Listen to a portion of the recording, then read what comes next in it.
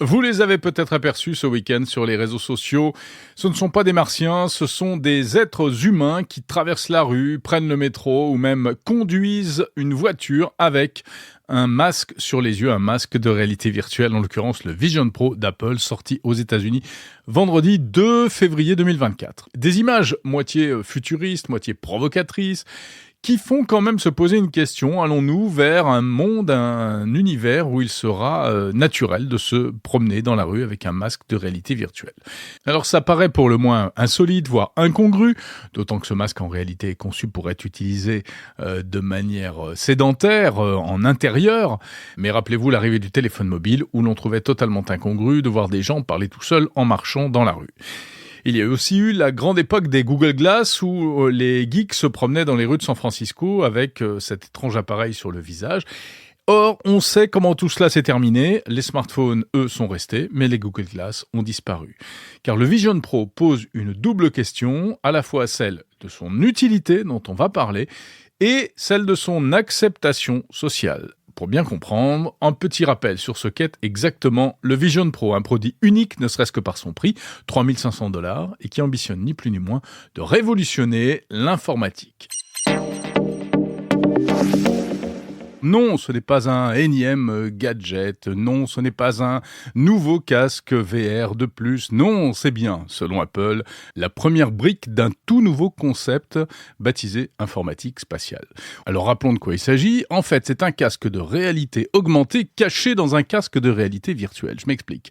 Lorsqu'on le porte, on est enfermé devant des écrans de très haute qualité, mais il est équipé de caméras qui permettent de continuer à voir le monde qui nous entoure, donc comme si on avait de simples lunettes, en fait, on voit à travers. Du coup, eh bien, les images viennent se superposer et flotter devant nos yeux, des menus, des widgets, des écrans, comme si on avait plein d'écrans d'ordinateur face à soi. On peut aussi faire apparaître des objets, des créatures virtuelles au milieu de son salon, etc. En fait, Apple a réinventé la réalité augmentée, ou la réalité mixte aussi, dans un casque de réalité virtuelle. Alors là, on peut rien en leur enlever, c'est vraiment innovant sur ce point. Spectaculaire également l'interface, c'est-à-dire la manière d'interagir avec l'engin. Grâce à une batterie de capteurs et de caméras qui sont situés à l'extérieur et à l'intérieur, eh bien, le Vision Pro peut détecter le moindre mouvement de nos yeux, mais également de nos lèvres ou de nos doigts. Donc il n'y a pas de manette, il n'y a pas de souris pour interagir avec ces éléments virtuels qui s'affichent devant nos yeux. Eh bien, il suffit de les fixer du regard et de pincer les doigts. C'est comme un clic de souris virtuel en 3 dimensions dans l'espace. Ça permet de lancer une appli, de fermer un menu, etc., etc. Et là encore, il faut bien l'avouer, petite révolution, Apple réinvente l'interface homme-machine et crée une nouvelle manière d'interagir avec ces objets virtuels. Alors même si d'autres avant lui avaient ouvert la voie, comme le casque Oculus de Meta, qui également reconnaît les mouvements des mains, mais de manière moins précise, il faut bien l'avouer. Et puis, autre élément surprenant, c'est l'extérieur du masque. En fait, il s'agit d'un écran qui va afficher les yeux de l'utilisateur d'une manière animée. Et donc, ça permet aux gens qui sont autour de ne pas avoir l'impression que la personne est complètement enfermée dans son truc. Et on peut continuer à échanger des regards, converser, interagir, etc. Là, c'est différent de ce que proposait, par exemple, Oculus. Quand quelqu'un porte un Oculus devant soi, en fait, on ne sait pas s'il nous voit ou pas, puisque c'est complètement fermé. Bon, c'est donc une vraie merveille de technologie. Et Tim Cook, le patron, est donc fier, il le dit partout sur les réseaux sociaux, enfin il fait le job aussi. C'est un monstre de technologie et il a félicité tous ses ingénieurs. Apple veut vraiment en faire plus qu'un nouveau produit, un nouveau concept avec de nouveaux usages. Mais c'est là que les choses sont peut-être pas aussi simples. Car quels usages, de quoi parle-t-on exactement? Et la question est de savoir si le Vision Pro arrivera véritablement à séduire au-delà de cet aspect spectaculaire. Est-ce qu'on va s'en servir pour regarder des films sur ce qui effectivement donne l'impression d'avoir un écran géant devant les yeux? Ça, on peut déjà le faire avec un Oculus et on peut pas dire que ce soit franchement l'application la plus utilisée.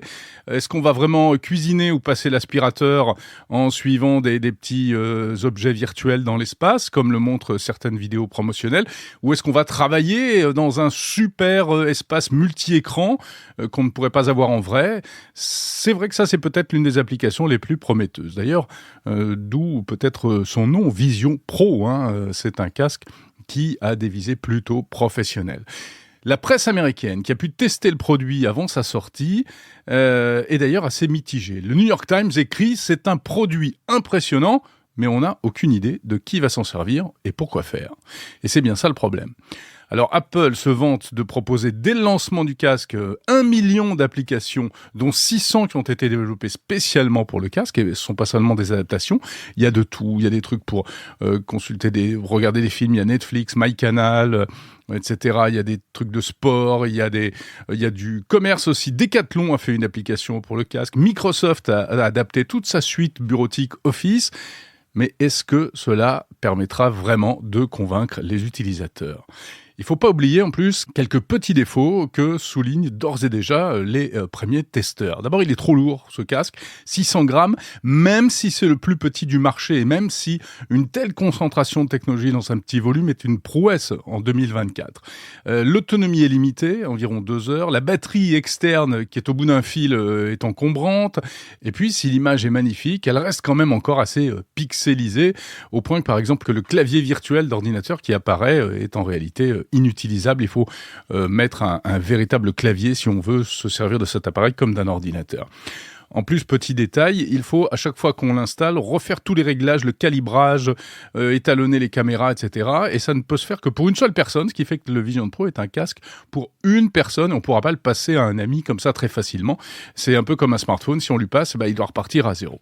En conclusion, c'est un bijou de technologie qui vient de sortir aux États-Unis, mais c'est clairement une première itération, une première version. Certes, c'est un nouveau concept, mais Apple a-t-il raison d'aller dans cette voie ? Tim Cook joue gros en termes d'image. Steve Jobs avait inventé l'iPhone, l'iPad, le Mac, etc. Tim Cook lui a inventé l'Apple Watch et aujourd'hui le Vision Pro. Est-il sur une bonne voie ou bien est-ce qu'il se plante complètement, faute de clairvoyance sur les usages et peut-être parce qu'il est aveuglé par la prouesse technologique ? Alors voilà, ce sont toutes les questions qui se posent à propos du Vision Pro. Le Vision Pro est-il l'avenir de l'informatique ou bien une impasse technologique ? Certains n'y croient pas vraiment, et c'est le cas notamment de cet ancien dirigeant d'Apple, ancien président d'Apple Monde, Marco Landi. Selon lui, Apple fait fausse route et ferait mieux de se concentrer sur un projet d'assistant intelligent. Marco Landi, interrogé pour Monde Numérique.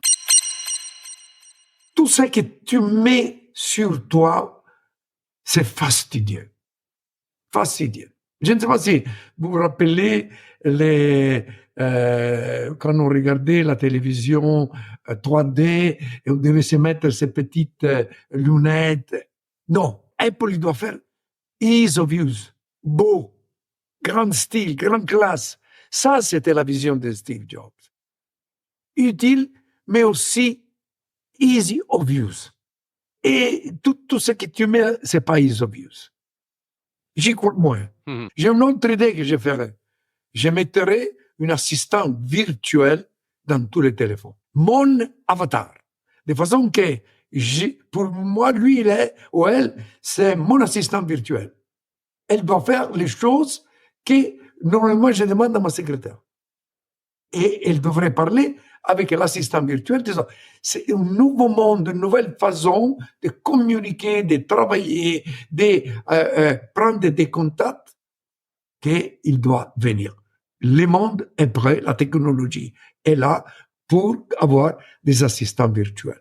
Mais aujourd'hui, Apple a Siri, il y a la brique Siri, oui. Assistant, mais qui a beaucoup vieilli, qui est pas très... Il faut aller à l'autre génération, que c'est l'assistant virtuel. C'est Siri qui devient une personne numérique, mais qui devient mon assistante virtuelle et qui pourrait quand même avoir ma face pour être mon avatar, mon alter ego. Ça, là, j'y crois que c'est l'avenir d'Apple. Moi, j'aurais fait ça.